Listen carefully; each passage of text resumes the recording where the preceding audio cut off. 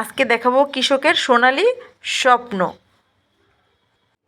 আসসালামু আলাইকুম, সবাই কেমন আছেন? আশা করি নিশ্চয়ই সবাই ভালো আছেন।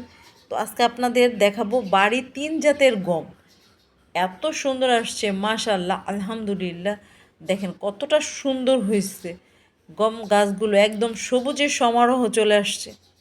আর এটাকে বলে কৃষকের পেকে যে রঙটা ধারণ করবে সেটা হচ্ছে সোনালী স্বপ্ন কৃষকের। মাশাআল্লাহ, কত সুন্দর আসছে। এ হচ্ছে কৃষকের সোনালী স্বপ্ন। দেখেন একদম ঠিক সোনালী রং ধারণ করছে গম পেকে গিয়ে। মাশাআল্লাহ, দেখেন খুব ভালো হয়েছে ওনার এই গমের জমি। বাতাসে একদম শুয়ে গেছে, কতটা সুন্দর লাগতেছে। বাড়ি 3 জাতের এই গমটা অনেক হয়। গমের যে বিচি, এই দানাটা অনেক ভারী হয় আর কি, এবং পুষ্ট হয়।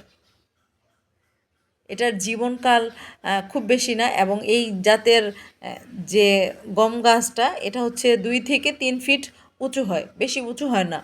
উনি কেটে কেটে সুন্দরভাবে রাখছে। বৃষ্টি হচ্ছে তো, যার কারণে নষ্ট হয়ে যেতে পারে, তাড়াতাড়ি কেটে ফেলতেছে। কিছু কিছু গম এখনও মাঝে সাঝে কাঁচা আছে।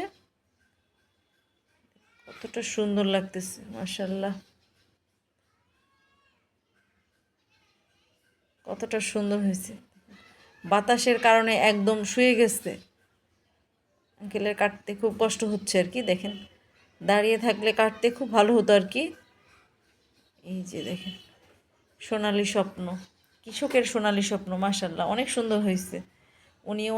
উনি হচ্ছে ওনার নাতি নাতনি নিয়ে সব কাটতে আসছে ধান, গম। এই যে দেখেন গম খেতে ধানও বুনছে। এই যে মাশাআল্লাহ, আল্লাহ হাফেজ।